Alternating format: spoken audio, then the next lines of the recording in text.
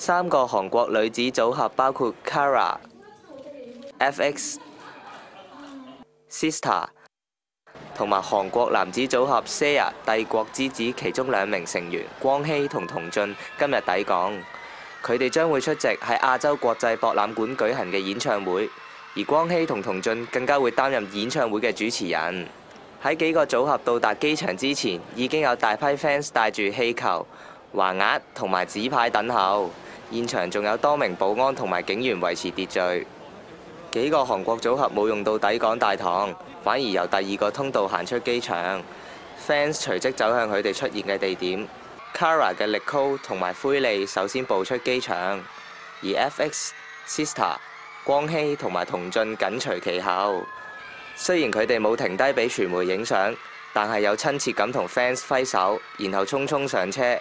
上咗車之後，仲即刻拉埋布簾。